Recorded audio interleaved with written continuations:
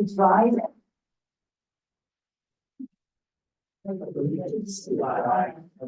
States of America, and to the republic for which it stands, one nation, under God, indivisible, with liberty and justice for all.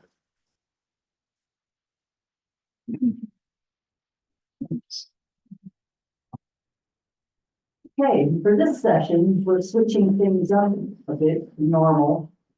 Typically, we have public comment first. Public comment is going to be at the end.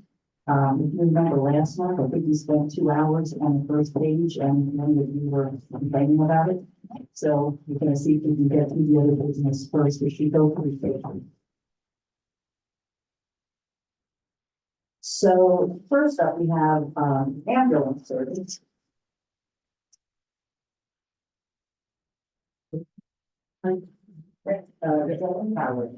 Yeah, please feel free to come up to the podium. Commissioners, I just received the summary report this afternoon. It is on your tablet. I realize you probably haven't had a chance to take a look at it. If you have any questions after the assistant chief reports, please feel free to email me any questions and we'll take the questions. Dave, Assistant Chief Trevor, for our report, we have 212 911 calls in the beginning of Cumru Township in the past month. And year to date, it's 1,644 with the Cumru Township. Just something new for us is this past Friday, we put a second blood cooler on the supervisor's truck that's stationed in Cumru Township. So now we have 2 blood coolers, which is really exciting. So somebody bleeding out from, whatever. We have our CCT truck, which is there by Vanity Fair, and our supervisor truck, which is stationed in the township, is able to come out and get blood in the field, which is really exciting. So I'm happy to take any questions. She has a further report that she might be able to provide for you.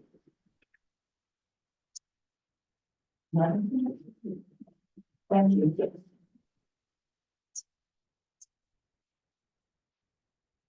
Okay, going to approve the minutes. Make a motion for the minutes. I'll second. Mr. Bill Miller, Yes. Mr. Greg Miller, Yes. Mr. Backdoor, Yes. Mr. Donnell, Yes. Ms. Rao. Yes. Thank you. We should real quick. I would just ask, as it pertains to public comment, I know in the last several 6-8 months, we've had a very engaging participation with public through public comment period and through non-public, through the agenda. I think that's great. I would like the commissioner's feedback on this, but I would just ask the public to be engaged, and I'm certainly not suggesting people don't engage during the agenda session, but just that we've gotten into some rabbit holes and it's been hard to maintain the agenda. I don't know, Commissioner, any feedback? Well, yeah, like we've been leaving at 11 o'clock and still not done.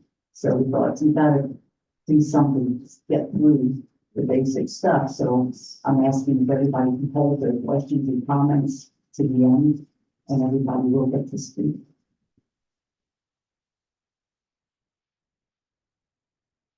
Next up, treasurer's report. Commissioners, well, you see how you do it. Okay, nothing really out of the ordinary for July. We did the sewer billing, as you can see, we only put out about 5,000 individual bills. Refuse, the SMT and the link fee, all those checks went out today, letters went out. So they went out finally, we see the those from here. So the staff is still working on all the other things that are associated with that. But I did really know that we go out today, and I think Lisa's aware of it, right, Lisa? You signed a whole bunch of checks. Any questions or concerns? Thank you for your time. Thank you. Thank you, Dave. And I'm moving right along, sewer billing. That part of. Yeah, that's just part of the board's information. And on item C, just also for the board's information, every one of the addressees for the July 11th letter is getting a subsequent letter, whether or not they are owed a refund for the late fee on refuse. And the purpose of everyone getting a letter is to state succinctly what the board's action was. So if you get any inquiries from individuals, and why did I get a letter? I paid the right thing. It's simply to let them know what occurred. Thank you. Tax collector, To my knowledge, there is nothing particularly special about the tax collector's report. I will let you know that the interim dates are listed. Interim bills are, for example, if somebody builds an addition onto their house, that addition is assessed, and they receive a bill for that additional assessment. That's what the interim refers to. The per capita bills also went out they go out at the same time as the school tax bills. Obviously, school tax is not reflected on here. I also have begun to see another wave of reassessment hearings. Mr. Backdorf has requested in particular to receive those notifications. I've been passing them on to him. But again, just like last year, the common level ratio goes up, and so do the request for assessment. thank you. On to the departments. Chief Winchester. Good evening. You all should have my report on your tablets. If there's any questions I can field, I'd be happy to. We remain consistently busy. One thing I would like to point out is the increase not only that we're experiencing, but the county is experiencing overall in theft of packages brazenly being taken off of doorsteps almost as soon as they're delivered. One of the things that I've noticed on things that I've ordered is you can now select an option for a signature with certain deliveries. So I select that. I recommend everyone selects that because if nobody's there, they don't simply drop it on the porch. They actually take it back with them. So minor inconvenience, but it's less of an inconvenience if something gets stolen. But they are being open and brazen about it. We just had one today, and you know, the best way that we can try to make arrests on that is if we capture them on kind of Ring doorbell cameras or even surveillance system, but that's limited on what we can do. We have to identify them first, which is difficult. So use caution when ordering things. Make sure someone's home, and if your package arrives, take it in right away. Chief, just to ask it not partly not this question, in the event somebody has a package stolen, but recourse, just give you guys a call. Yeah, just give us a call. Even if it's minor, even if you don't think it's important, we ask that you do, because a lot of these things we can track and trend. And then if and when somebody does make an arrest, these aren't people that do it once and done. We can usually start to track them throughout the county and make multiple arrests. So it's always good to call us right away. Even if somebody comes up and tries to, or somebody's acting suspicious outside in your neighborhood, you see somebody in the car just sitting there, it never hurts to call us. We have ways we can go out and identify and find out what's going on. You know, just because you call us, we're not going to identify you. We're not going to tell them who called us. And if it turns out it's innocent, then that's our job. You know, we explain that what we're doing. Is there any particular area that's just all over the place? This is all over the place, but it's usually in like a development setting. So Flying Hills is definitely going to be susceptible. One of the things we have noticed is they are targeting high-end purchases. So there's somebody feeding them information. So, you know, whether you want to use the term an inside job, but somebody on the inside is providing them information that I order a lot of mundane things for my daughter's guinea pigs and things like that. How would they know to come for the one iPad that you order that month? So they're not going for the chewy. They're not going for that. No, yeah. They're bypassing that in the litter. So, but yeah, so just be aware. The other thing I want to touch base on is our National Night Out. Obviously, as you know, we planned that and it was canceled due to weather.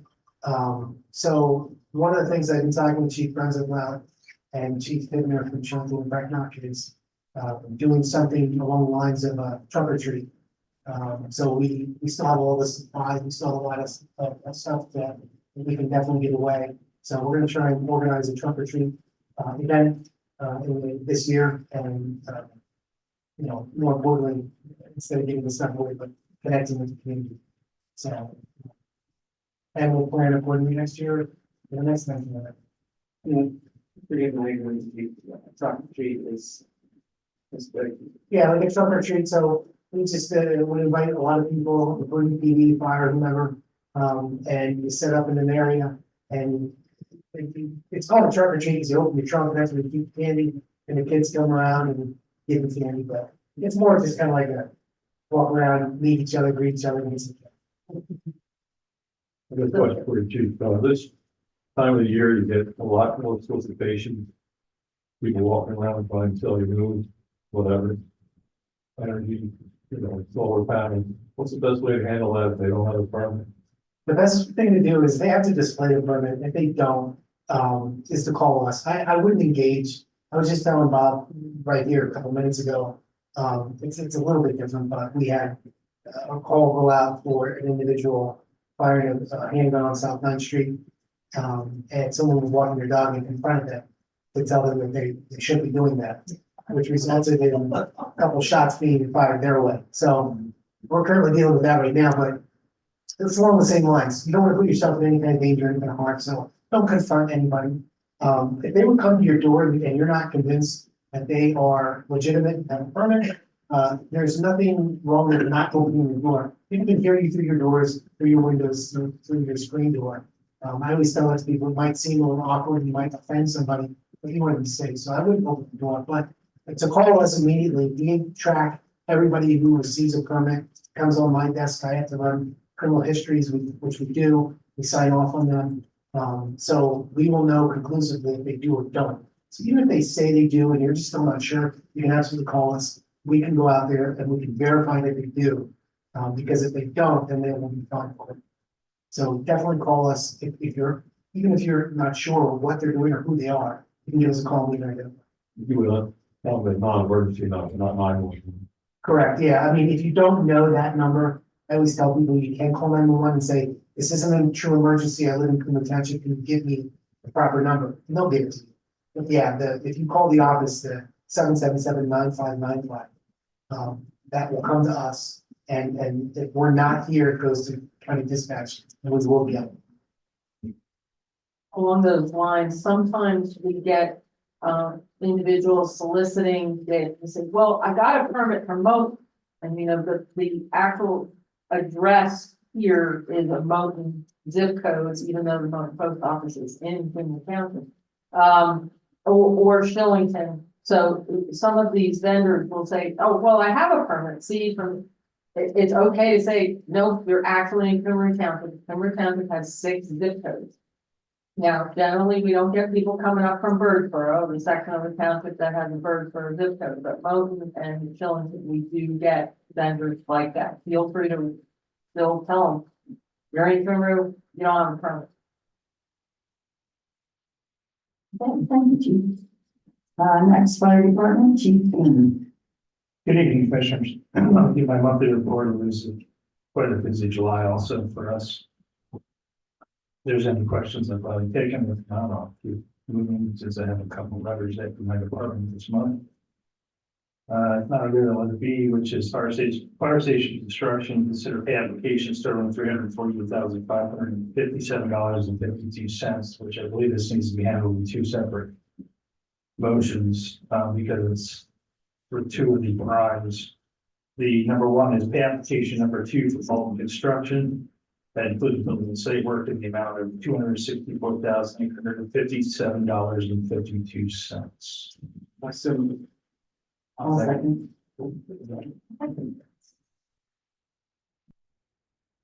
Mr. Greg Miller, Yes. Mr. Badger, Yes. Mr. Donnell. Yes. Mr. Bill Miller, Yes. Ms. Rao. Yes.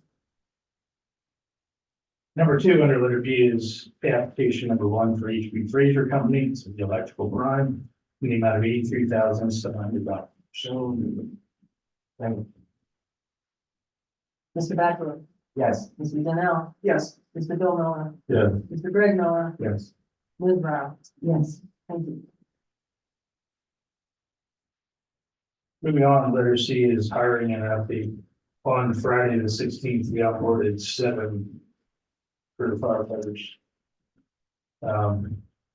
Here in this building, got our paperwork done, already did rid of it. This orientation with them and gear size and fit testing. 6 of them started the academy Monday morning. As far as I know, knock on wood, everything's been good, and it's just good news on that front. And we should be seeing them back, around Thanksgiving. The 7th one is on its way to the Clark Country and serve the US military. So everything on this plan, we're moving forward, and hopefully, have graduation coming up here in November, because the time's flying, it's moving rather fast. So that's the update on that. They did start. Everything was got together that needed to be done. And 6 of them were in Harrisburg attending the part of that, starting out with the emergency medical technician course, which is 5 weeks, and then there'll be 9 weeks of fire training. So looking forward to this, and hopefully we get all 6 of them back. Go from there. Any questions on that? If not, I'll keep on moving. Letter D, looking for motion to authorize release for the fire escrow for 717 Philadelphia Avenue. The structure has been demolished. It's also been quite the event. With some discrepancies and all kind of other things. I don't have the exact number. I know it is listed under the 717 Philadelphia Avenue escrow. Which Peggy, I think, would actually have the right number, but I don't know that the number can be assigned to it until they actually say we're going to be here to check, because she needs to calculate interest on this money. And it's not like we're in a 0.5% right now. This person who had escrow money sitting in there actually made out that they're going on our behalf, even though we went through all this. So I can't give you an exact number. Unless Peg has a number close to it, but he does, but I think that gets calculated the time and date they put it up. So the escrow was over $30,000. They're getting almost $50,000. Remember, this has been sitting in the bank for almost 2 years. Next month, we'll be releasing another fire escrow from 45 Perry Avenue. That matter has gone the way it's supposed to go. We only just got that in June, and we're going to be releasing it. So, a very different situation. So we're asking for a motion to authorize the escrow for 717 Philadelphia Avenue to be released. And, as the chief said, the amount is determined by the amount of interest, because it has to be an interest bearing. Like that. I'll make the motion. Second. Mr. Donnell, Yes. Mr. Bill Miller, yeah, Mr. Greg Miller, yes. Mr. Bachelor, yes, Ms. Brown. Yes. That's all I have, unless there's further questions. Thank you. Administration, want to fill that in? Certainly. If you have any questions, Mr. Primary is in the audience, but it was a very busy month in July, just like it was for the fire department. There were also inspections with the fire department, as well as the over 200 contacts for contractors, realtors, and the public. We did placard one property at 512 Flintline in regard to reporting and health issues related to that. Unless you have any questions, I'll move on. We do have waivers associated with a land development plan, the Tennessee Customer Experience Center. This is an addition and a reconfiguration of the front of the building. You can see the waivers that have been recommended by the planning commission and the township planning engineer. I believe there's a representative of the plan here if the board commission has any questions about it. We talked about this, 2 months or 3 months ago. Has anything changed? I know we have discussed some of the requested waivers and decided some of them we don't do. with something like that? They're about, has anything changed since that meeting? Yes, the developer has decided not to redo the pumping station that is there. That's probably the biggest change from the initial sketch plan to now. The previous plan was, an informal sketch plan, this is the formal preliminary plan, or preliminary final. So yeah, they removed that from their scope of work. And, the issue of the crosswalks is a whole separate deal. We're going to meet out at the site with, Mr. Rogowski, but that isn't germane to the actual land development.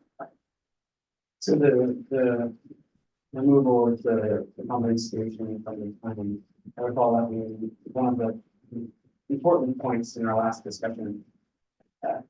Sorry, I can't remember the specifics. Is that in line with what we were hoping?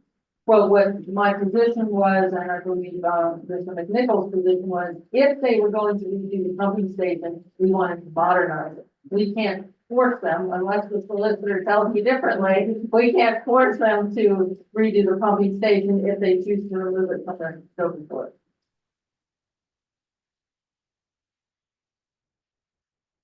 Is this where, the same kind of comment? Yeah, if you want to. Yeah, come on, I'm speaking. Because we're on YouTube, you have to speak into the microphone for it to be recorded.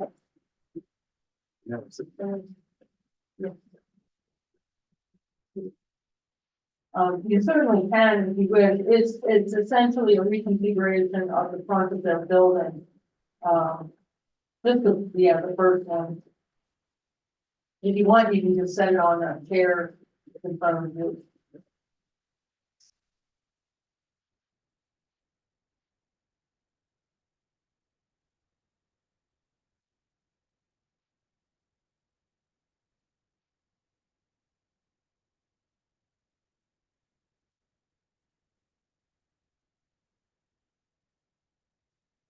So on that drawing, while he's getting, behind the microphone, the dark areas are changes to the driveways and parking areas. And the light gray oval is like, what would you call it, an awning? What would you call that structure? There's a canopy proposed outside the existing building. That's the oval structure that you can see on that drawing. The oval is a circular driveway in which is meant for traffic circulation in front of the building, and then the canopy itself, there's kind of a dashed line with the proposed columns that indicate sort of where that's to be situated.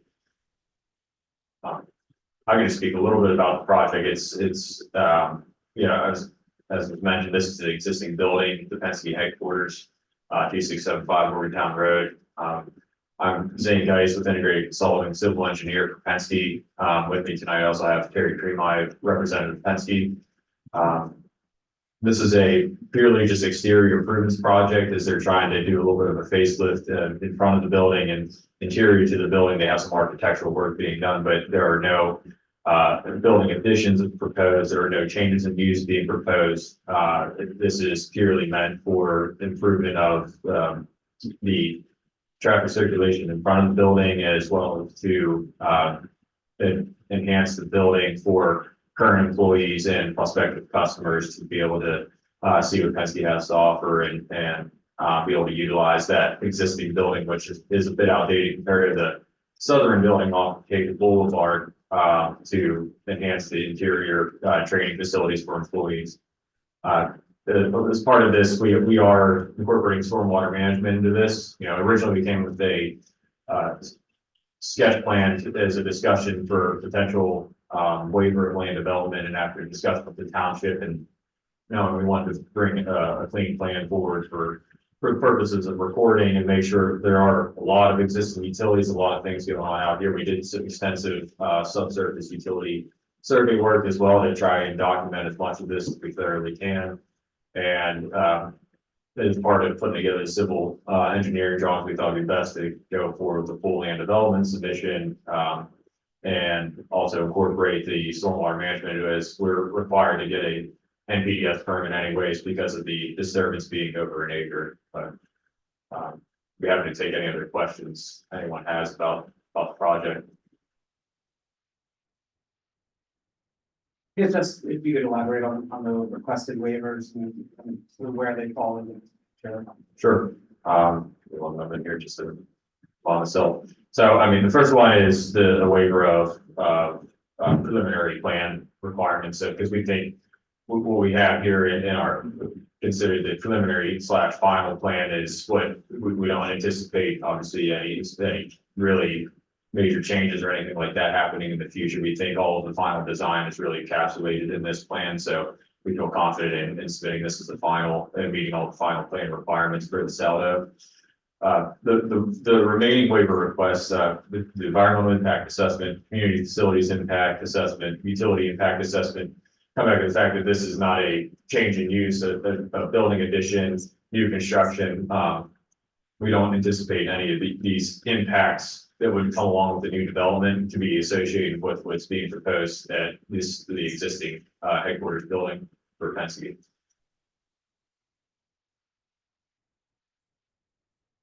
Do have a quick question, not so much in regards to this project, but overall that whole complex, since there's someone sitting here potentially.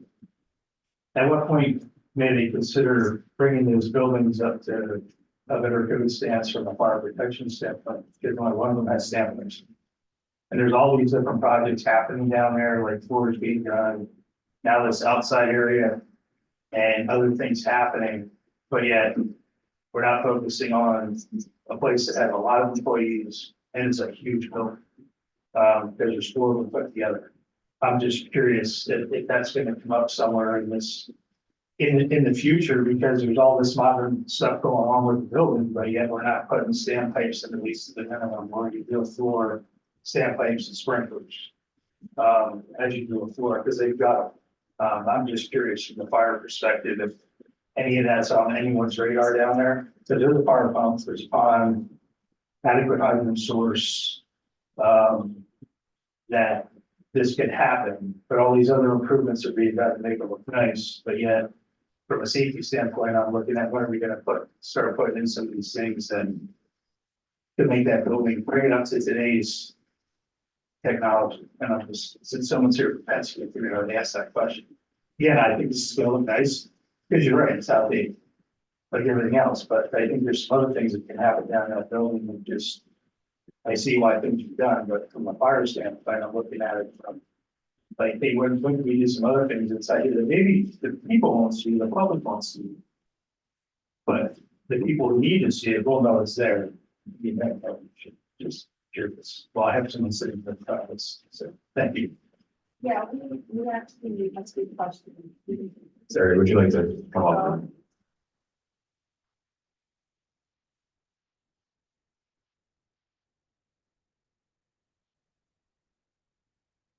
I think the best way that I can answer that is, as we do the renovation to the interior, we'll work with the landowner, the property owner, and work with that as far as handling those kinds of questions.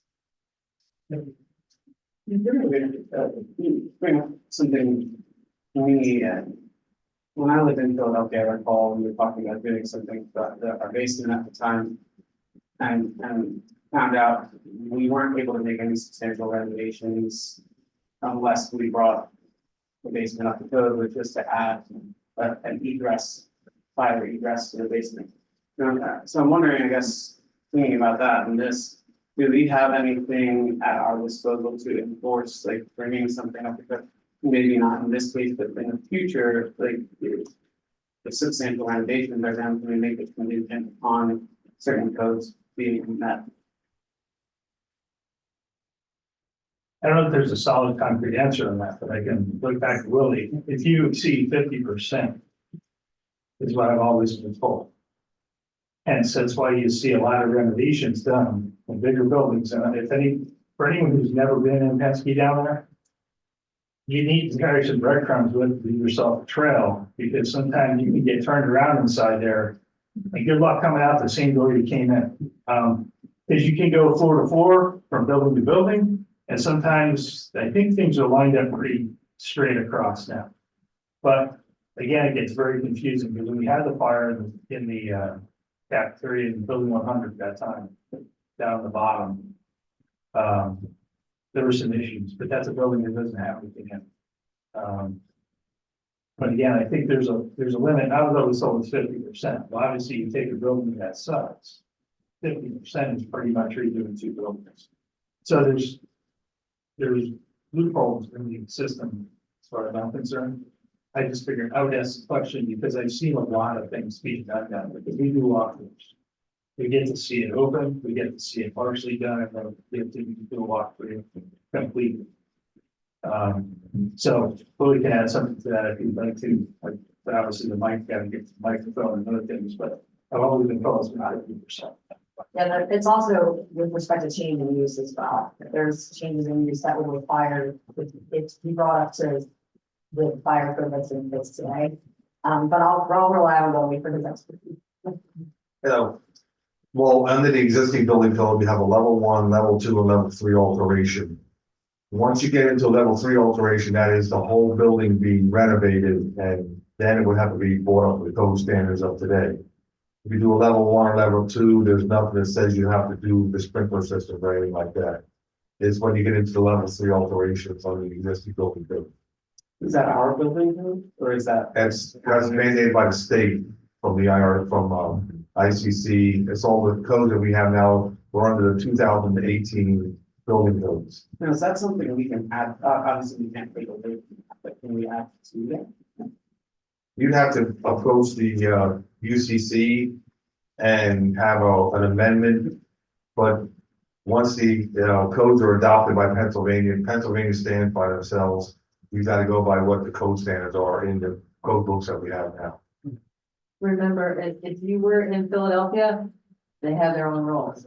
Yes. That's about, just about everything. Right, Philadelphia usually has their own standards of what they do because they're all by themselves. Philadelphia and I think Pittsburgh has their own codes that they don't go by what the IRC has. But the international residential, where it is the international building code or the existing building codes put out, they probably adopted something that they're out of them. So is what, chief, I mean, not exactly, but is it like something like 50% that constitutes like a level 3 renovation? Well, usually the 50% means if you have a fire damage that's more than 50%, then you have to bring up the property, the dwelling to code standards nowadays. But if you're renovating and you're only doing a level 1, you don't have to. Level 2 is different, but when you get to a level 3, that's when you're totally doing the whole building and renovating the whole structure inside. So last question here. I guess this brings to mind the idea of like I guess if you do 100 level 1 changes over 5 years, does it anything in over the course of those 100 level 1 changes, it's a whole new building? Yeah, I'm just curious, like, how does that play out? It's like, Not necessarily. If you do a level 1 alteration, just minor things to the building, like Penske's been doing lately, like they updated their AVOC system, they updated the payroll department and all different departments. That's only level 1 alteration. Now, if they would have did the whole thing at one time, the whole building, then you get into level 3. I guess that's sort of where my mind is. It's like, it seems like that might be a gap where you might, oh, we want to do all of this stuff, but we're just going to apply for one thing today. And then once that's done, we'll apply for the next thing. And then nobody has to bring anything up to code. Is that a fair assessment? Then you have to go to UCC and ask them why they do it that way. Yeah. The biggest deterrent for that is cost.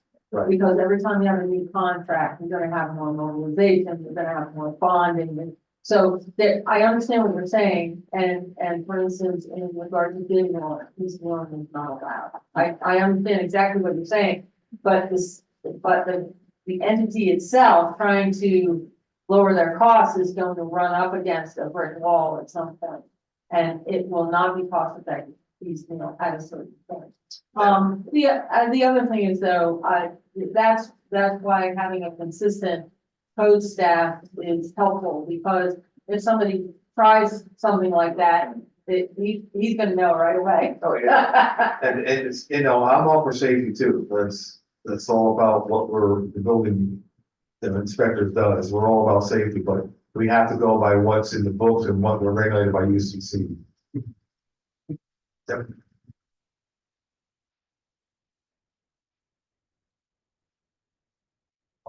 So the issue is still on the table of what the board would like to do about the planning commission's recommendation for these 4 waivers.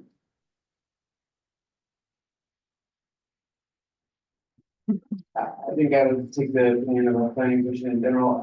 Could you just reiterate, the exactly what the waivers are? The 4 waivers are for waivers from the subdivision and land development ordinance, for a waiver to section 403A, which allows them to submit the plan as a one-time preliminary and final plan together, instead of doing a 2-stage preliminary plan and then separate final plan.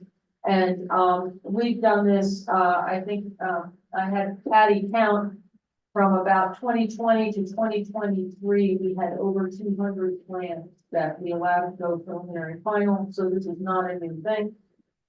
Relief from the requirement to perform an environmental impact assessment.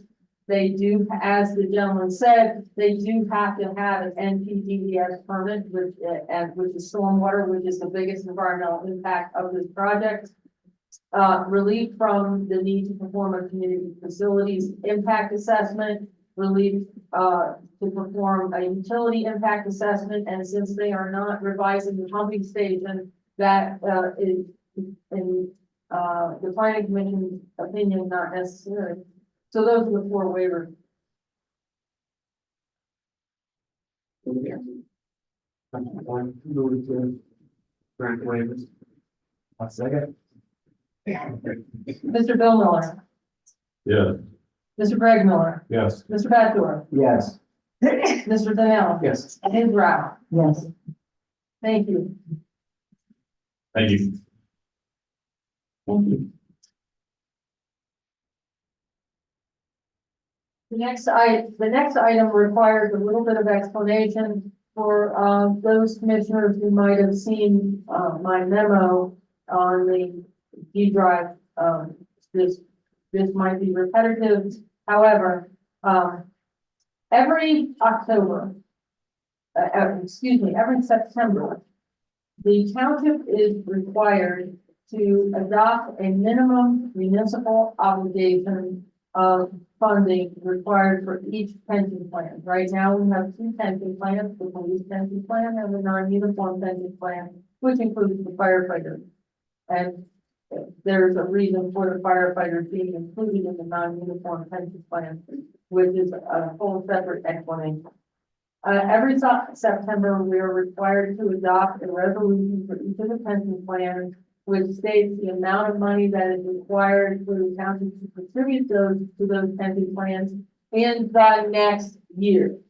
So in October of 2020, in September of 2023, the township adopted the appropriate resolution to contribute money in 2024 by December 31st, 2024 to the 2 pension plans. At the same time, we were in negotiations with the Teamsters. Those negotiations ended approximately in December, and then there were signing of contracts and so forth.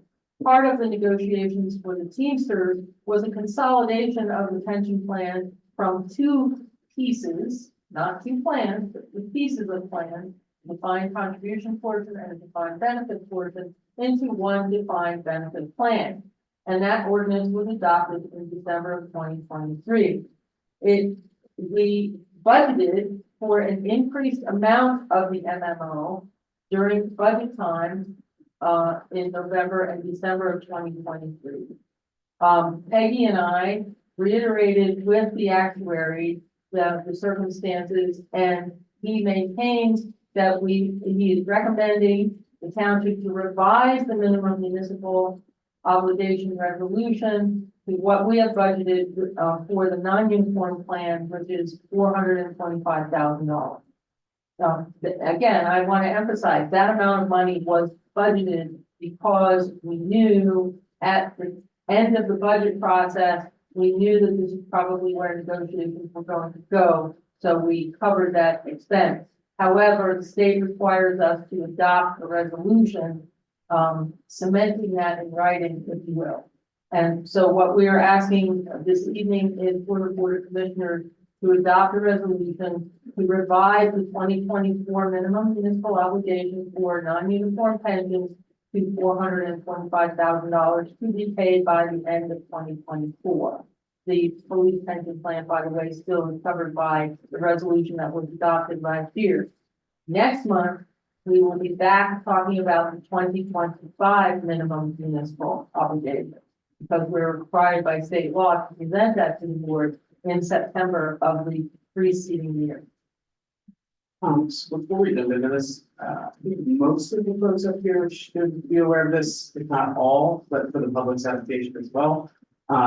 I will be abstaining from any votes on pension. I work for an institutional asset management firm that manages pension funds. And so to avoid a conflict of interest, I will not be voting on any institutional investment like pension funds. But I'm happy to ask questions and participate, probably to the groans of many. But I will not be making a vote on whatever is decided. Can I follow up on the amount that we're paying annually? I'm assuming that's to maintain a certain fund status, Yes, and that's contractual, I imagine, to adhere to a certain number, basically. what's contractual is maintaining the pension. The amount that was determined was during the negotiation of an actuarial study was done. And that was the amount that the actuary recommended. And even though the contract took effect after that recommendation, and Peggy and I forwarded to the actuary what the final contract was and what the actual contributions are. The actuary maintains that is still his recommendation to use that amount of $425,000. Gotcha. So it's not necessarily that we need to be at 80% funded status or something like that. This is just good business, if you will, basically. Pension is pay me now or pay me later. And you will find that the pension funding, there's an optimal level. And you two gentlemen probably already know this, pension funding kind of floats around that line and within certain limits. You just had the audit last month. The auditors were here presenting, and you were able to see the funding level for the two pension plans, which is healthy, but you don't want to go under that. You certainly don't want to overfund them, and I guarantee you're not at that point of overfunding anything. But you don't want to let that level go too low, because you still have obligations every month to pay pension. So this is the amount that the actuary determined was ideal for maintaining a level of funding and also compensating for the change in the pension fund from the two-piece pension fund to just a one type of pension fund with unified benefits.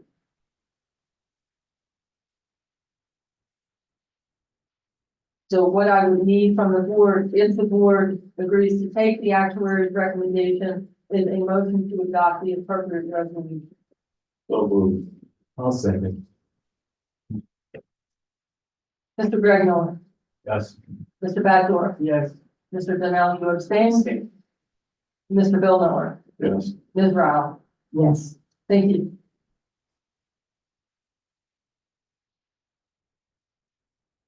The next item, you may recall, we had two of these recently. They're called repository sales. Essentially, these are very, very small properties that nobody has paid taxes on in a very, very long time. The taxpayer is not able to be located, and the county puts them up essentially for auction and is asking each of the taxing bodies, the county commissioner, the school board, and the municipality involved to accept the amount of money that somebody bid on this property. The last time we saw two of these, they were kind of little lots in a location that will be very difficult for somebody to build a house to code. This particular property is a mobile home or a trailer. I don't know if the board is aware, we do have a small trailer park in Cumru Township off of Old Lancaster Pike, near Fairmont. And that's where this, Russell Drive is located. And the county is asking whether or not the municipality agrees to accept the bid on this property. The recommendation I would, respectfully submit is that please, go ahead and accept this. I guarantee you this particular trailer is so small, you won't, you probably often have. So moved.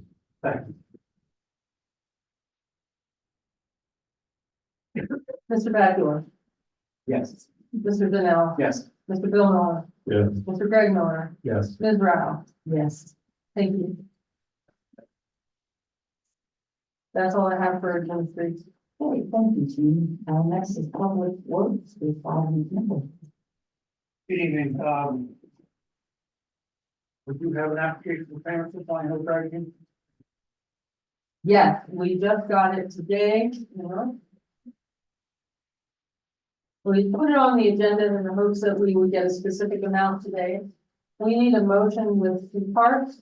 One, to accept a change order number one for a reduction in the amount of $2,838.77. And a motion to make the final payment, which is retainage of $10,974.12. The total contract price would be $190,741.23, which, as I said, is almost $3,000 under budget. That can be one, two-part motion. Yeah, it can be one motion to accept the change order number one and the payment number two. So moved. Second. Oh, I'm missing person. Well, we have three votes. So Mr. Donnell, Yes. Mr. Miller, Yes. Ms. Rao. Yes. Thank you. Thank you for your help with the math. Two top roads still in progress, they got the one and two manhole done at Cedar Top and Penway. That got some, road closures and pumping, but that's been run, well, so the project is continuing. I don't believe we got a final number for the Montrose Boulevard. No, we did not. The project's all done, the streets and stripes, everything's patched. It got tested really well, about 2 weeks ago with the point down for it, so, we're real happy with that project. IMC is more of a FYI, we have a section of the Wyomissing Creek that is starting to, meander and undermine part of our sewer interceptor, parallel with Wyomissing Road. We need to get that fixed. And we can only work certain months because of the cold water fisheries and the plant and animal get to the next creek. So the estimate is for $385,000 roughly. And that'll be going up to bid shortly. What I would need from the board is an authorization to advertise the bid for that project. You would be awarding the bid probably at your September 17th meeting. So. Second. Mr. Bill Miller, Yes. Mr. Greg Miller, Yes. Mr. Baddour, Yes. Mr. Donnell. Yes. Ms. Rao. Yes. Thank you. I have a PSA here. Today we received notification that the board may recall earlier this year, PennDOT purchased some slivers of rights of way from the township along the Wyomissing Creek near the Penman Club, where South Wyomissing turns and becomes East Wyomissing. There's a bridge there. That's one. Oh, yes. PennDOT is doing a significant renovation of that bridge, and I think we can all agree that it's about time.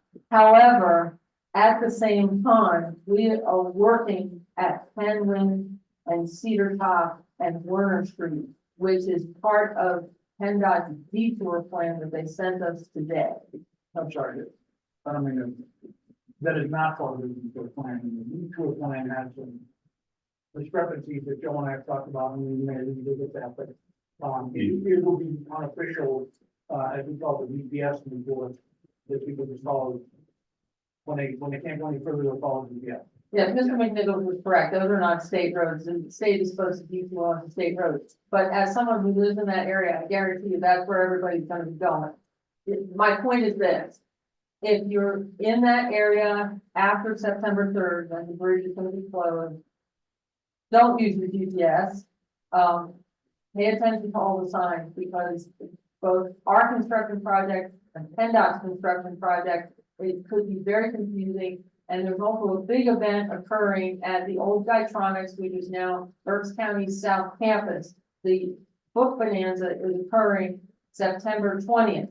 And I've been in touch with the county, I've been in touch with the book bonanza people, but depending on exactly where these construction projects are at that time, it could get very messy. If anyone is going to that event, you might even wish to go through Moulton and up around, down South Line Missing, and even down Fairmont, to get to the book bonanza, because there will be a lot of construction going on.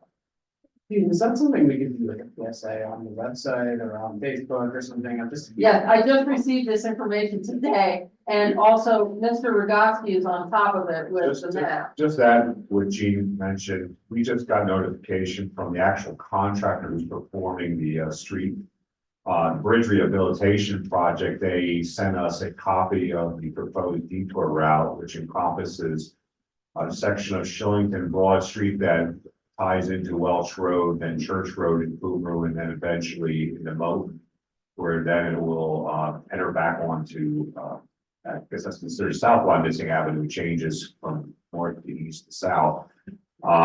It's a very challenging route to take from what we were talking today, is because there's a lot of on-street parking. So we have some safety concerns with traffic, especially when trucks are allowed to utilize the state route. This is might pose problems with truck traffic and an additional or added amount of daily traffic on the side streets that are primarily residential, low volume type of roads and so forth. Welch is a little more, I'll say rural, however, it does have a lot of curves and some, I'll say some, not obstructions, but some challenges for vehicles to use that, especially truck traffic. So I reached out to one of my contacts at PennDOT and expressed our concerns. So I'm waiting to hear back whether or not we can have a field meeting so we can review this, and whether or not we can make some changes that might be a little more suitable for that. So hopefully I can get some information this week that I can forward on. Is there something that needs to temporarily reduce the speed limit on some of these like low volume roads? Is that even an option to us? There are already, different places are 25 miles an hour. Parking on one side, the other side of the yellow line, help some of that. And then I believe. Broad also, but Broad and Church are real difficult. There's on-street parking on both sides, and So we're good there. But it's gonna be different before it's not good. And it's also poses a problem for trucks entering into Moulton. It'll be a problem for Moulton, the pretzel factory, and the other places for truck traffic. There's not another good way to get in unless they come in, say Madison, from the highway. Yeah, I guess that's really what my concern is. It's like regular cars, so not so much of a concern if they're obviously fast moving and heavy things, but a truck moving on a typically low volume road is kind of concern. yeah, so we all, like Bob said, we have a lot of local deliveries from local businesses, so it can pose a problem for them.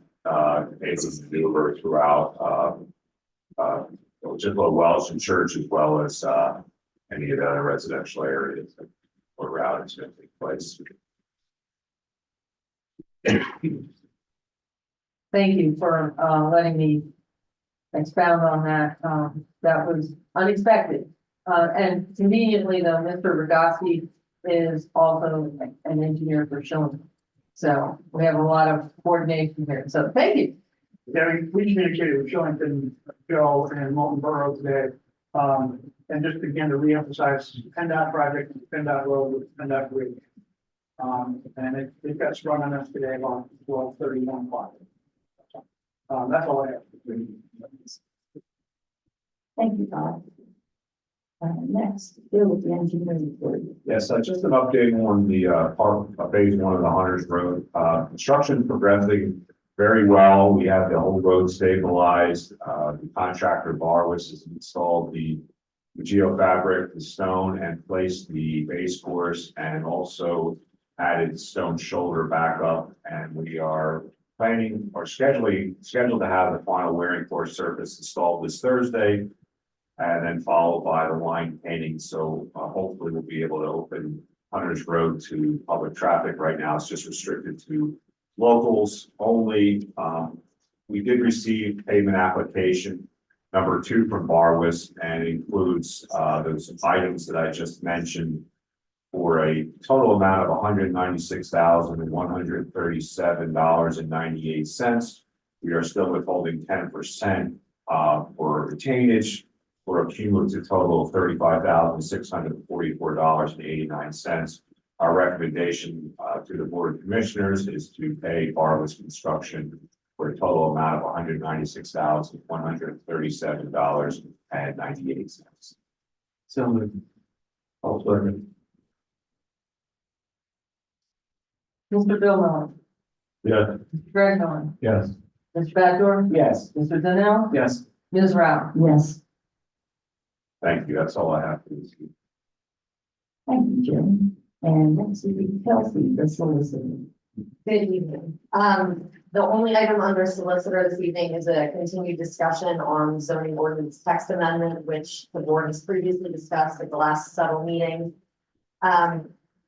As a reminder, the board previously approved 6 items to be included in a zoning ordinance text amendment.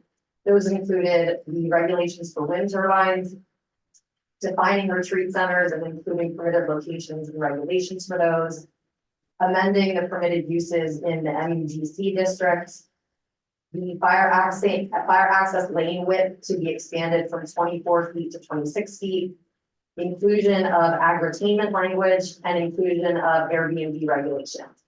The question that has been posed since those were approved by Commissioner Greg Miller was whether the board wanted to consider moving forward with the zoning ordinance text amendment items that are ready now, which would be the change in permitted uses in the MUGC district, the wind turbine regulations, and the fire access lane width change. The other 2, the agri-tainment language and the Airbnb language, is going to take me and Jean some time to flesh out. They're going to be fairly lengthy inclusions in the ordinance. So the question posed by Mr. Miller was whether the board wanted to do the zoning text ordinance amendment in 2 different phases. Is there, if these are already previously authorized, is there any, other than what was previously authorized, is taking longer? Is there any distinction between? The only downside to doing this in phases is going to be the time that it takes and the advertising costs and court reporter costs. Because you're going to have a public hearing for each different amendment that you do. So if you do 2 separate amendments, you're gonna have to do 2 separate procedures of process. What kind of cost are you talking? Advertising costs, you have to advertise twice and you need a court reporter for each hearing. So I would say you're looking at probably around $750 to $1,000 for each. proceeding. And then That what's, sounds accurate to me. And probably more like 1,200, but somewhere. Somewhere around there, yeah. what's the difference in time? Well, Fuzzy, obviously. the timeline is statutory, so we have to give a notice by advertisement of the public hearing. And before the public hearing, we have to allow both the township's planning commission and the county planning commission to review the proposed text amendment in order to get their recommendations and any input that they may have. I mean, the difference in time is if we wait just do it in one swoop, like, And that depends on Yeah, I guess- how soon we can, get language together for the Airbnb, inclusion and the entertainment inclusion to present to the board to review and then to make any, tweaks that the board might want to. And so that's sort of on me and the zoning officer, which is, so to ask you an impossible question, suppose, because that's a lot of do. Suppose that language is done, I guess what I'm trying to get at is, are we talking about 6 to 8 months, or are we talking about like a month and then board review? The process, the first can, unless something has happened with the municipality planning code lately, you must allow at least 45 days before Burke County planning to review any alterations of the zoning or subdivision. So we're probably talking a hearing in October for the one phase, and then we'll need, during that time, we'll be working on the other things, but we're probably talking other hearings January, February. depending on when we can flesh out the language. But we're also gonna need to go through the saldo amendment too for the fire access. lane, Yeah. Which tracks with the same timeline. Yeah, So we could have those hearings on the same. yes, that's what we've done before. So I guess my other question is, board has my own other, what Gene and Kelsey's recommendation. This is one that's strictly on the board.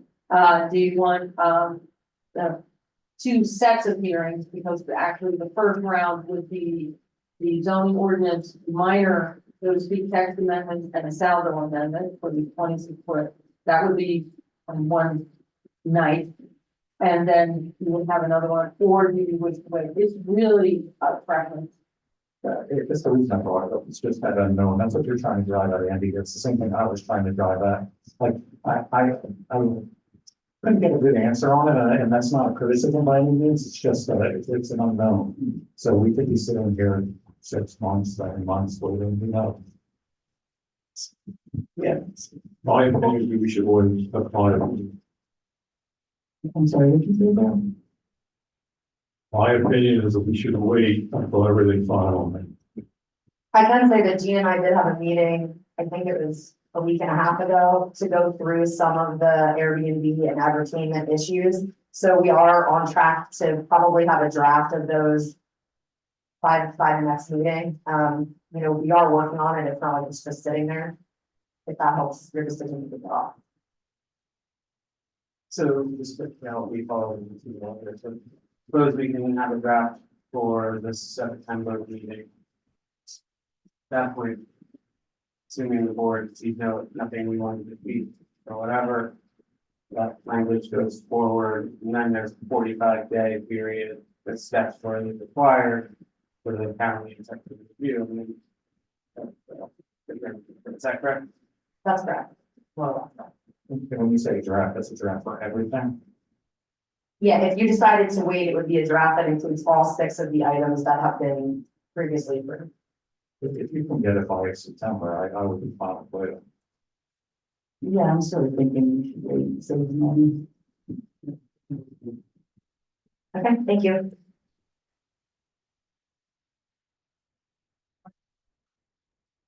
Thank you. Next is payments of bills. You want to pay the bills? I would move the rest of the second. Mr. Greg Miller, Yes. Mr. Badger, Yes. Mr. Donnell, Yes. Mr. Bill Miller, Yes. Ms. Rao. Yes. Thank you. Under commissioners, Cumru Township Real Estate Development Overview Presentation. Dave, you're up. Go to that here, okay, so excuse the fun. Anyway. Yeah, there we go. Okay, first of all, thank you everybody for coming this evening. My name is Dave Banworth, in case you don't know, and I am a Cumru Township commissioner. And I'm gonna be speaking regarding the Cumru Township Real Estate Development Overview. It's not a plan. It's not a plan. A plan is more comprehensive and has details. This is more of an overview, looking at maybe some properties or some areas that have been discussed for development, and others that may be a little bit more prime. And we're just gonna go over that this evening, and I have prepared a little information for us. Anyway, since we started and we've had several discussions of the Route 222 corridor, I figured we start there. The Route 220 corridor, the reasons why it's difficult to develop, first of all, for a large developer, like we had similar users there before, Two Guys, et cetera, Pathmark, is first of all, the lack of number of rooftops. Second is the lack of sufficient income for the rooftop. However, the number one reason why this area is difficult to develop into large commercial ventures is due to one reason and one reason only. And it's not the lack of public water, although that would help. The number one reason is because when PennDOT in the year 2000, with the new PA Route 222 in, it redirected 40% the traffic count away from this area. Now, this kind of traffic count loss cannot be made up as it directly impacts the commercial and business community. Here are just two examples how that effect can impact businesses. For one example, just look at Park Road. And why missing, how that affected the Interready when they ended Park Road. Even the Best Western, which I was involved in behind the Lux Diner, was constructed in the late 80s. Before Route 222 was completed, and that took a significant hit as well. In regard to the old Two Guys property, the ownership issues there in terms of development are: one, the owner has total control of their property. We cannot tell a property owner how to develop their property. For example, the old Two Guys property is owned by a large New Jersey developer worth hundreds of millions of dollars, and we cannot force him to sell other than through eminent domain, which would be a stretch and extremely expensive for the township. I personally contacted that owner, who indicated to me that he wanted $17 million for the parcel. This is way over market value, as brokers from California and other brokers who are familiar with this property won't pay the owner what he wants either. So why would the township? That being said, okay, let's look at the pluses of that area. First of all, there's no blighted or not many, if any, vacant properties. There's a certain amount of what we call commercial continuity as well. Most users are commercial, although it could be mixed use with residential as well. The parcels there are not large, therefore they do not require huge amounts of capital for investment, allowing more people to try to get into business for themselves if they so desire. These commercial properties in this area also have direct access off what is still a high traffic highway, which can substantiate local commercial business. Okay, how can this area be further developed? Since no single developer will come to us and there's no tooth fairy, it is critical that we maintain the current commercial base. So how do we do that? The greatest tool is to provide all the necessary support services. Police, fire, etc. This will indirectly create a conducive, friendly environment for consumers to enjoy when they visit these businesses and will return. Some other measures are possibly lower tax rates for newer businesses to start up for a year. Property owners could also get together in that area and form some kind of an alliance or association similar to that done in West Reading for promotional and networking purposes. Finally, it's up to each and every business owner in that area to ultimately create a conducive environment for their businesses that will have customers coming back for more. Now, that's probably me having this. All right. Now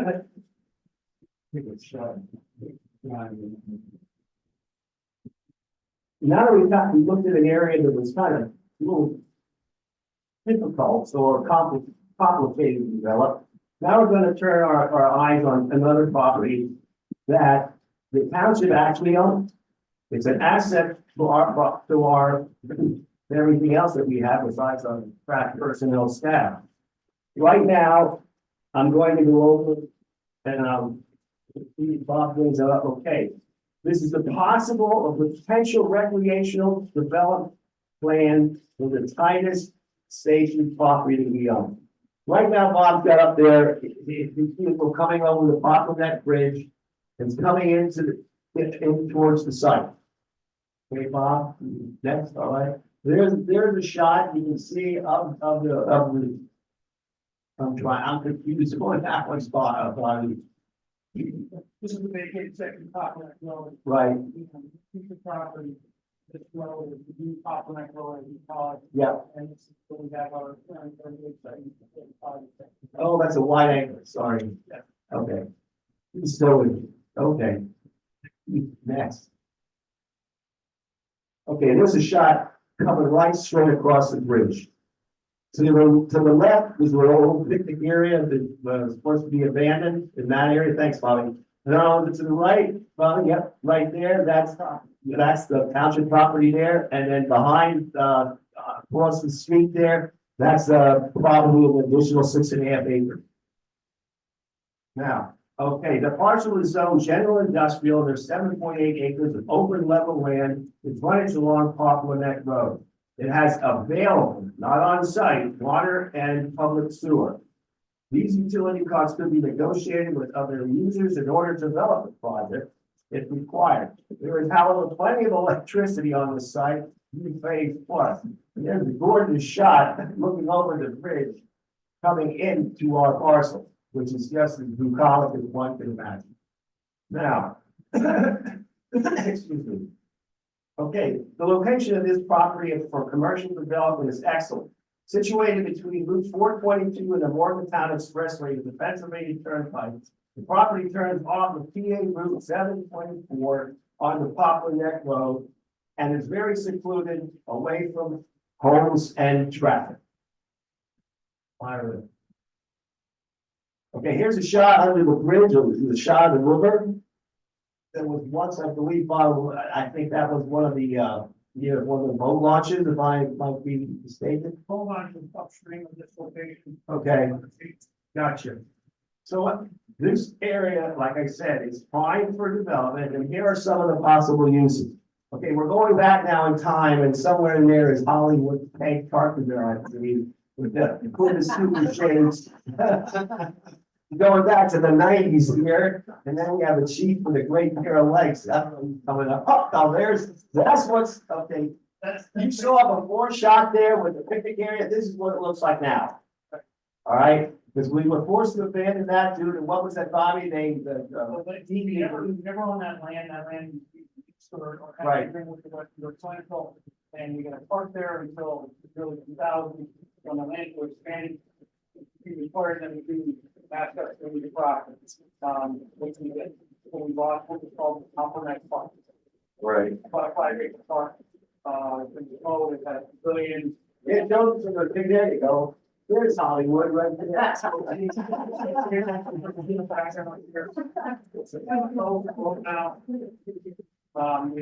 the building in the background, see what the picture. And it's just kind of what's out in the bridge.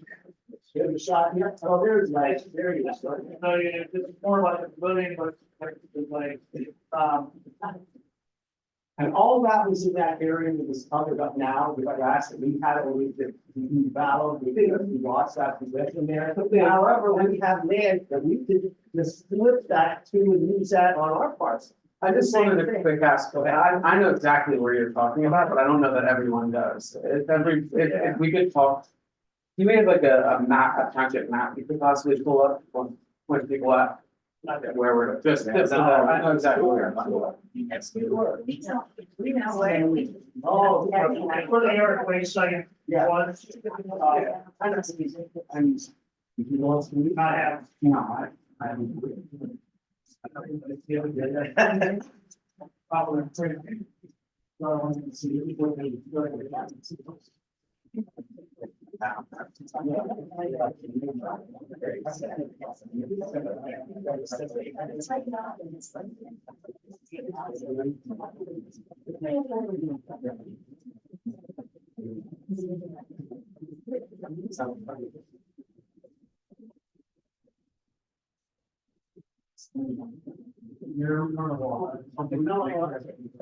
Oh, and I wanted to get into some of it, and there was the old boat launch in that area. But some of the allowable personal recreational uses are boating, canoeing, kayaking, picnicking, and, let's see, that's pretty much it. But anyway, in some of those pictures there was a hidden, fire pit, grilling facility, and you saw the, pavilion.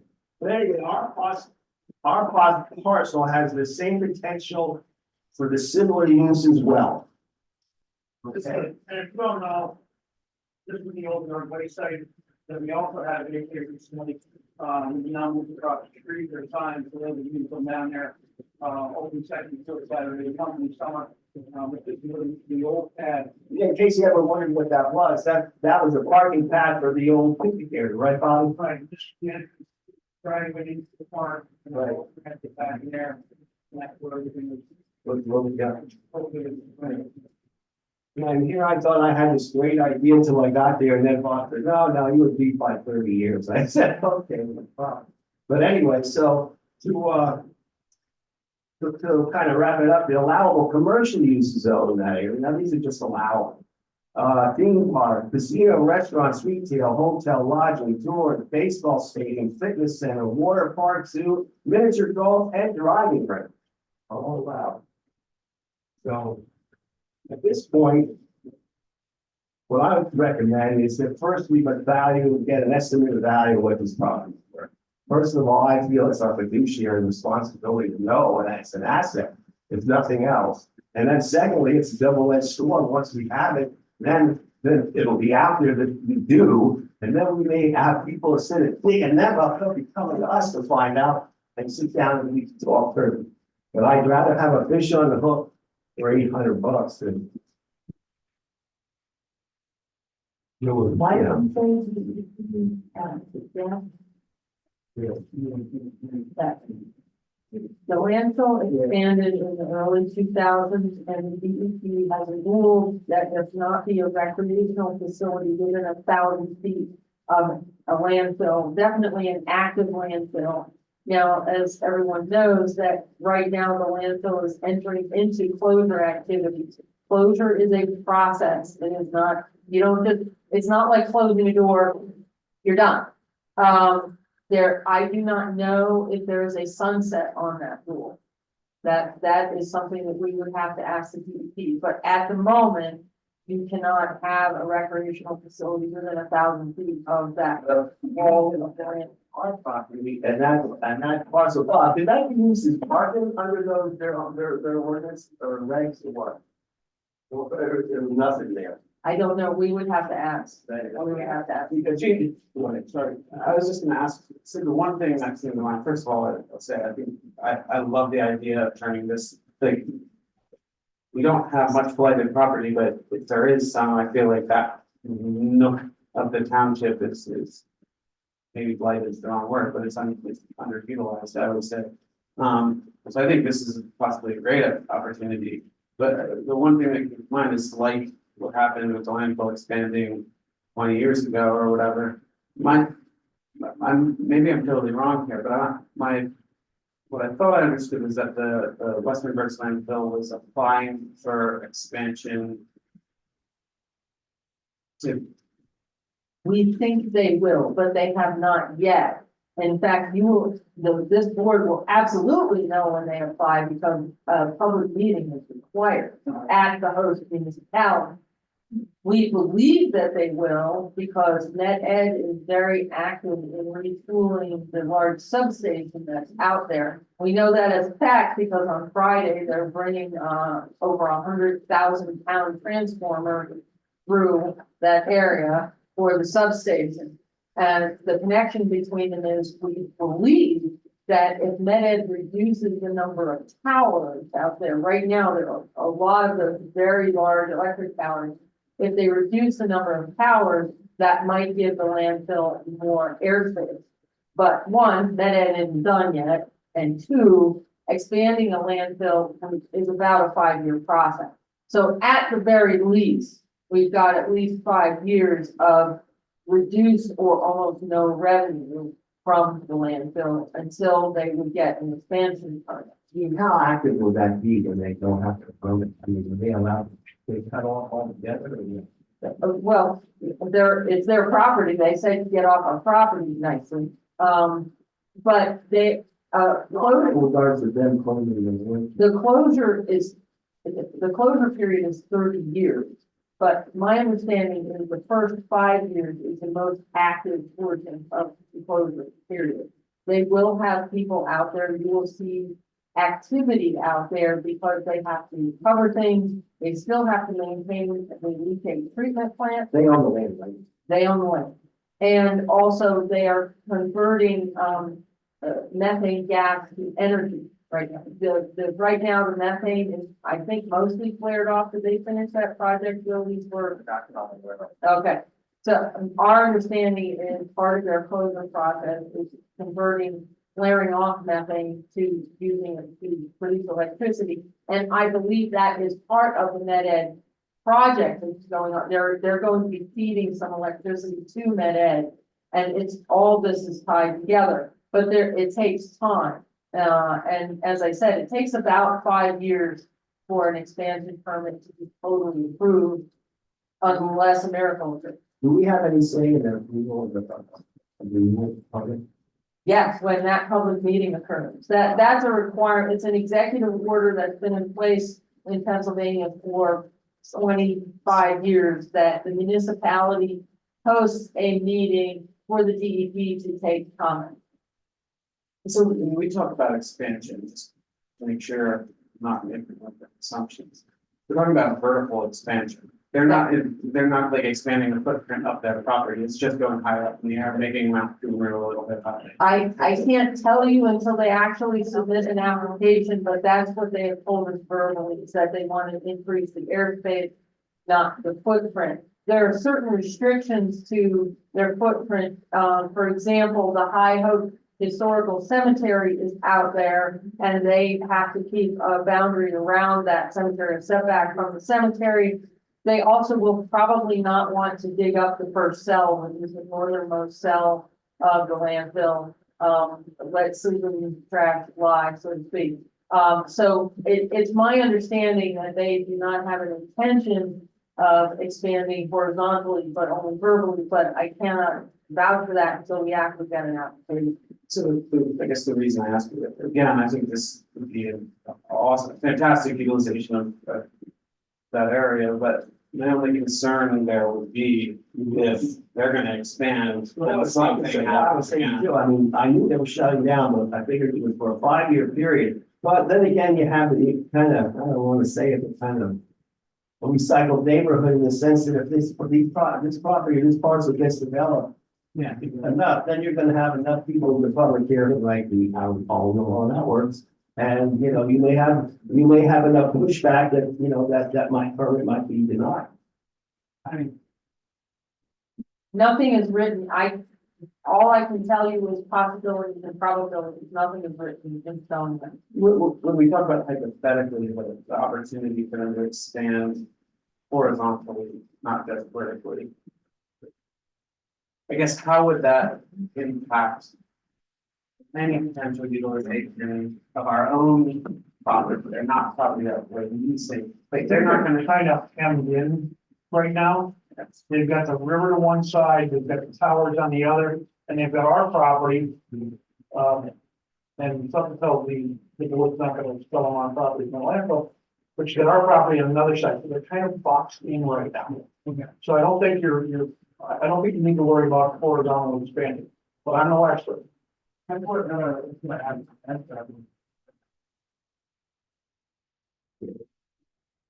guess the way I'd look at any land sale, whether it's a township or for any purpose, it's not just the monetary aspect of it, but the strategic aspect of it. And without them embark on a larger strategic comprehensive plan for the entire township, I question why we want to move right now. It says nothing about the idea. It could be a perfectly good idea.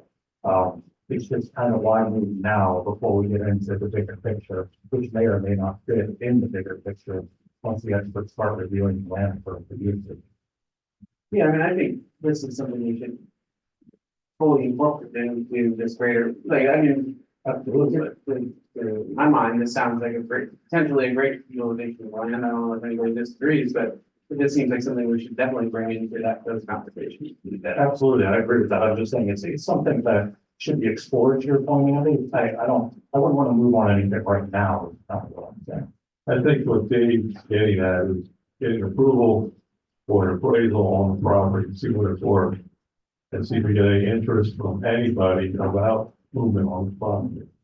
Yeah, plus it's, 4 million. yeah, I just wanna piggyback what you're saying, and then just not for that purpose, but there's also accounting purposes that, who knows, is it better for us to lease it, better for us to sell it, you know? Who are best options? Let's think about this, you know? Again, we're not having to deal with another owner, we are dealing. I have no opposition to getting more information.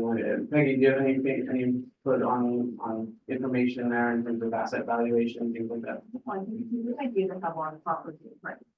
I think that's an asset to us. I think it's a good.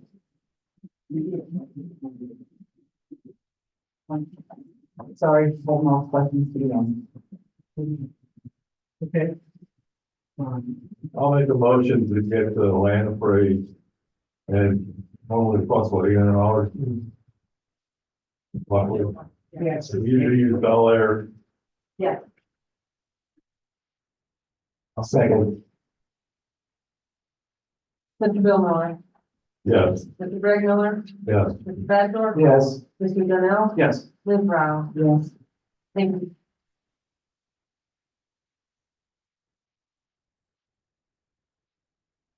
Right, so once we have an executive session. Oh, yeah, maybe anyone's gone, you take out, I appreciate you, you know, I'm saying. You're not really the boss, you're just in pocket, right there, and say, one more shot.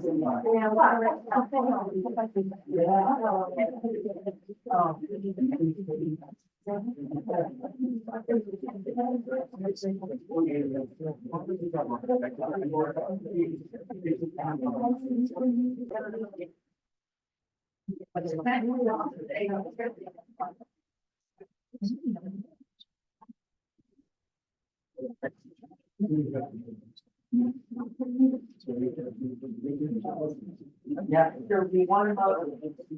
That is, please count and get it back.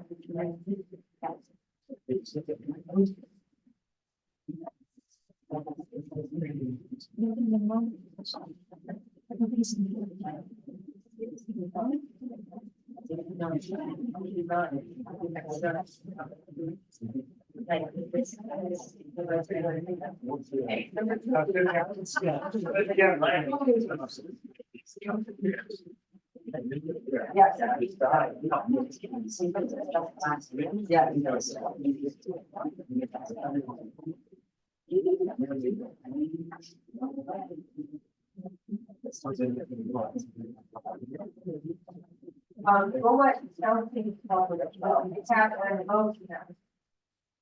All right, we just had an executive session to discuss, matters of real estate, matters of collective bargaining and personnel matters. And the only motion that I'm looking for coming out of executive session is the motion to recognize the Cumru Township Fire Department as a member of the International Association of Firefighters, as the Cumru Township Professional Firefighters Local 5506. Make that motion. I'll second. Second. Mr. Bill Miller, Yeah, Mr. Greg Miller, yes. Mr. Badger, Yes. Mr. Donnell. Yes. Ms. Brown. Yes.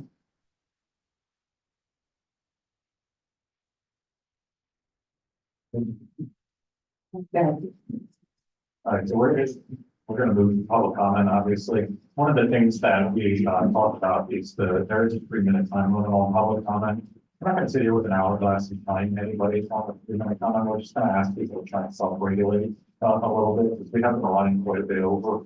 And some of our speakers, as I said, there's gonna be times where it's gonna merit additional consideration and additional conversation. We just don't want that to be the norm. So we're just gonna remind folks of that, and say, try to self-regulate, so we don't have to lay a hammer down on anybody. Turning down. If someone was asked a question, and it's saying what you can say, is that allowed? About an issue that was discussed. Want to be there, but during your minute. I have 3 minutes, but I have some questions about the information. Sure. Okay, Yeah. Mr. Bathor, can you tell me the location? Excuse me. Oh, yeah, I'm sorry. My name is Glenn Emery, I live at 40 Fairway Road. And Mr. DeFacto, my name is not Charlie or Buddy. And so I would ask I'm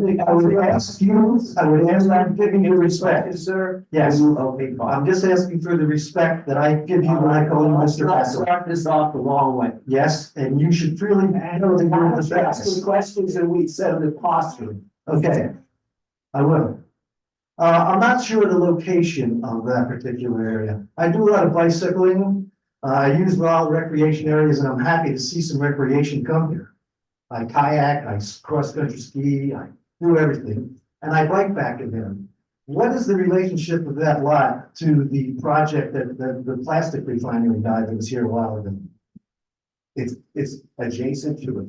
Okay, so we're It's gonna, right also next to the landfill, yes. and it's right across the Schuylkill River. Okay, that Titus plant, I'm sure that that's probably a Superfund site, and there's gonna be a lot of money to, it's not, okay. So I would, I stand- when you stop trying to pass disinformation. I just said- Now ask me. I stand corrected. I have another question. Okay, please ask. Okay, the next question is, the entrance to that particular area, shares the same entrance for the old Dominion, truck depot? Is that correct? Poplar Neck Road goes in and then Old Dominion goes off of it, yeah. Yeah, so there's gonna be a lot of truck traffic for families driving in there to get to that recreation area. That's not for me or you to make that determination, that's PennDOT. Well, I'm a citizen and I'm concerned about safety. Express your concerns and. Okay, well, I just did, okay? And good. So, thank you, Mr. Babbitt. You're more than welcome. And I just want to talk a little bit about warehouses and distribution centers. A distribution center really is not quite accurate to call these warehouses because the distribution center is something where goods come in and goods go out. They don't make money if things are just stored there. So that's why, for example, with the North Point, which they stated, 200 trucks a day would be going in and out of that place. So the Gateway Distribution Center is projected to have revenue of $250,000 a year after the loading. So it's gonna take 10 years to get that 250,000. The North Point is the same. The budget for Cumru Township in 2024 is at a $1.8 million deficit. And it would take 7.2 existing distribution centers to meet that deficit. Now, the estimated weight of a fully loaded 18-wheeler can be as high as 80,000 pounds or 40 tons.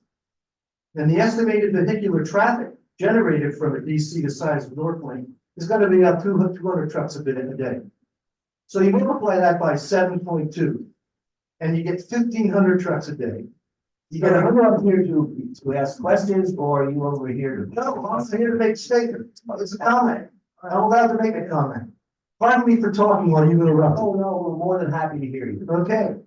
So, let's go back here while I was interrupted. So for 7.2 DCs the size of North Point, that would mean 115 million pounds of traffic on our roads every day. 57,000 tons. Pollution, noise, congestion, danger, and the cost of degradation of the highway would be a significant factor in determining any future business development, to say nothing of the pressure and stress that would put on our police department and our fire department. So how did we get to this point? The present is made possible by the past. Lack of vision and questionable fiscal policies by former officials are a significant reason for our situation. Warehouses, plastic processing plants, junkyards, and adult entertainment locations, all of which are permitted in general industrial zoning, are not the long-time sustainable solutions that we need to bring people into our community. Now, I'm not going to go much longer because I'll probably get cut off, but I do have some articles here, for example, from the New York Times, which states the amount of air pollution that takes place with distribution centers like that, something like 20% increase in asthma and other respiratory diseases are experienced by people who live near warehouses. Here's another thing that warehouses do. When their clients change their operations, they have to close down. Here's one in Cumru that had to close down, back in July. One of their clients moved their operation to Canada, so they had to close down the warehouse. 157 people are out of work, and now there's a big building that just sits there. And yet, here's another one that just happened in, well, here's another thing that happens. Pollution and problems. This was at one in Lehigh County. And one of the complaints was that the warehouse would allow developers to discharge stormwater from construction into a contributory stream, just like the one that we have going into the Schuylkill that comes off of Route 10 or Valley Stream Road. That's all I have. Thank you. Thank you. Is Kevin on here? State your name and address, please.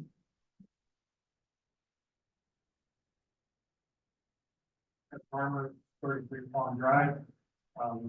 Chief, actually, I want to ask you a question you brought up earlier with the packages being taken, and because they're high end, it's kind of a maybe an inference that it might have been kind of an inside job. Have you heard of or seen anything regionally with regards now to more distribution centers moving stuff in and out and higher levels of crime at distribution centers?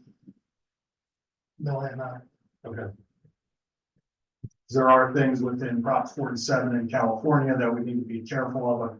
Fortunately, we don't see that here, but the level of crime that is going up because of not persecuting has led to intermodal stealing of boxes and trucks off the trains directly and promoting to more crime and theft overall.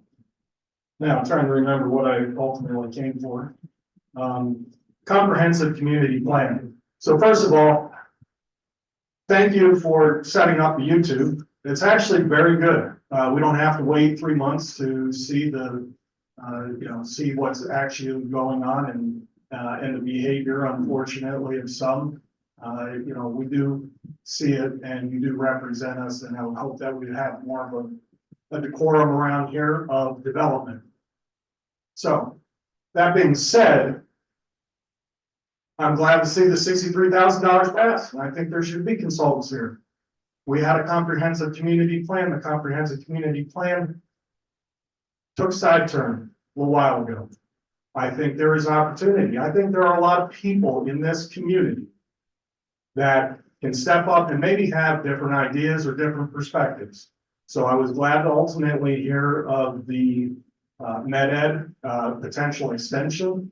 Does anybody on the board understand why that might be firing back up? Are you referring to the Titus plan? Titus plan. Why would they be firing the Titus plan back up? They're not firing the Titus plant back up. The Titus plant is what the gentleman referred to as potentially a plastic recycling facility. What MedEd's retooling is the substation that's near there. Only the substation. Okay. Yeah, because what I told me is fine. Well, we are significantly under underproducing for the amount of demand that's out there for energy. So there is a lot of need for energy. That there are other opportunities to use that. Again, I think the joint development and bringing the community in and having a comprehensive idea of why we want and what we want our community to be. I think it's a great opportunity with those two pieces of land, but just waiting for somebody to come around with the first come offer to just get some money, I don't think is the right thing. And I think jointly looking, and we get the flat files from the individuals who do this on a daily basis, we can do the data crunching ourselves, and we can look at demographics, and we can look at opportunities, and we can look at probably different value chains and supply chains and streams and business development that possibly we might not be looking at here. I've been in consulting for 15 years. I do strategic planning for a Fortune 500 company for the last 10 years. I know data, I know business, I know a lot of technology and things that there might be opportunities that we aren't particularly looking for. And Pennsylvania, I unfortunately will have to say, is not the greatest in attracting and retaining business. So hopefully this is something that if we bring in a community, to want to help and volunteer and support, I ask the commissioners and the board and the zoning to include us in these types of things. So we could do something almost like the comprehensive plan in the past and have a vision of what we want our community to be and not just giving up our land for warehouses that give nothing back and take away what we've ultimately, a lot of us have moved here for. So. Well, I'll just respond to you and say, I absolutely commit to involving the community. I think you've heard in several, and I'm not the only one, I'm not trying to suggest that, but I think you're 100% right. We need you, we need everyone in this room and more to contribute. We're 5 people, and like you said, we represent the country, we are not the country, we need the country. Residents of the country to be a part of this. There's smart people like you, and there's smart people all throughout the country that can help us figure out the plan and figure out what we want the community to be like, and it's not up to just 5 people to decide. And I would like to hear that, and I would like to see those actions, and some of the recent changes that have gone on have shown that we want to get more people involved, and I think the community is coming out and wanting to get more involved. So please keep us informed and keep us a part of the decision making. And I don't know how the process exactly works, but if we vote on something before we even get to see it or talk about it, because the minutes aren't out for 2 months after the meetings ultimately happened, you know, it's a little too late. Thank you. Thank you. Is Robert Moyer here? Please stand up at the mic and give your name and address. My name is Robert Moyer. I live at 516 Brill Avenue. First question I wanted to ask was to Chief Winchester about the solicitors. I know, Mr. Commissioner Miller, you brought up pretty much when you got to the point of what I was going to talk about. The only question I have is because some of the solicitors, in fact, they were in Bethlehem Park today, a couple of them running around. And I had been approached when I've been outside the house by them. If they are proper with the permits from the township, if I question them, they should have a copy of that permit and their solicitor's license with them, is that correct? Or solicitor's permit? They should have a copy of their permit. Okay, They don't. It's often what Manager Johnson said, they confuse Shillington Road and Vermont cameras. Right. So if they can't produce that, then we should call it. now, if I decide, and I don't know if this holds the same weight as someone that posts no trespassing on the property, if I would say no soliciting on the, put something there or get a sign, is that something I could do that would hold weight to say to them, hey, if you see this, you need to leave? It would hold weight in allowing you to refer to something visual, but it wouldn't be something that we would be able to come down and say, okay, now you're going to arrest. No, I'm not looking at that, but just something to say, hey, this person continues to be, pushy, which some of them are. I, read next door neighbor, the 2 people are saying, yeah, there's somebody who walked into someone's garage while they were in there working. And they said, hey, what are you doing? So that kind of thing, at least it's posted that says, hey, no solicit. And I have a good reason to say, hey, time to move along, no thank you, get going. So it's just one more tool. I was asking, could I use that? Yeah, it's could be a visual deterrent. You could hope that someone on the train by somebody that would say, listen, don't walk the door without entering someone's property. And if somebody has a sign, I'm sure there's no one to point whatsoever, you ask you to leave. But as you know, It's just one more thing before I do something like that. But also, I wanted to ask, this is for the commissioners, we're talking about development, and this is an unconfirmed rumor that I read also on Mr. Neighbor. Someone mentioned that Taco Bell was interested in building or occupying the space next to Ollie's. Near Ollie's, yes, Near Ollie's. they had, that's not a rumor, they had a zoning hearing on it. They Oh, got okay. zoning hearing, Okay. yes, the zoning hearing board. Okay. That was on the agenda several meetings ago. Okay. They received their zoning relief, they have submitted a land development plan. Do you know where, in front of Ollie's, where they sell flowers? Yes. Won't be flowers, it'll be tacos. Oh, okay, so not actually where that furniture store was on the corner there, whatever that was just happened. It's where they're selling flowers. I'll give you 15 seconds. Okay. Yeah, so it'll be, if you're sitting on 724 coming down 724 and you are sitting at that traffic light, you'll see Taco Bell on the right side of that driveway, Arby's is on the left side of the driveway, Arby's is running scared, they've submitted a building permit for a complete renovation of their facility. Now, it's only when we get the Kentucky Fried Chicken to renovate, that would be great. And of course, we're hopeful that with more activity there, we're hopeful that the old Fulton Bank, that something will happen with that. But Taco Bell is pretty much going right next to the driveway. Okay, that's, okay, well, thank you, that's all I had, thank you. Thank you. With that, we just have the reminders and Jean informed you, I don't have to read through all of them, so you can read through it yourself. Correct. The one zoning hearing that needs a little bit more of an explanation is that 820 OHV Properties, this is a property immediately across from Green Hills Corporate Center. One piece, part of the parcel is in Cumru and part of the parcel is in Robeson Township. And they are seeking a variance for the Cumru part of the parcel for light industrial use. And it is not zoned light industrial, it's zoned LC, local commercial. The August zoning hearing board meeting is canceled due to lack of a quorum. We hope to have it at on the regular date in September, but we're still trying to make sure that we have a quorum. So stay tuned for the next zoning hearing date. Question on that, Tina. Is there concern of lack of quorum going forward?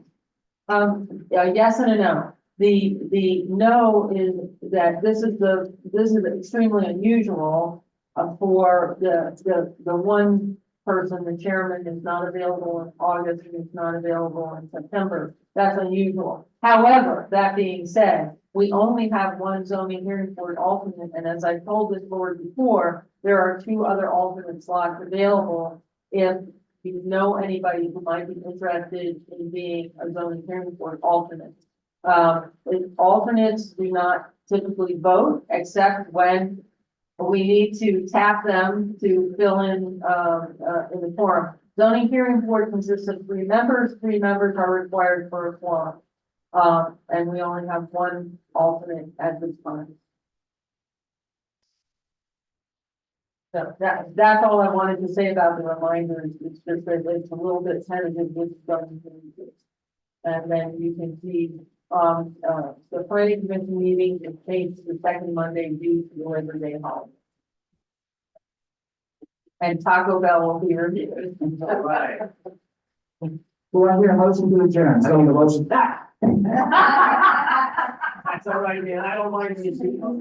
I second it. That's it. We can reach it from that. Yeah.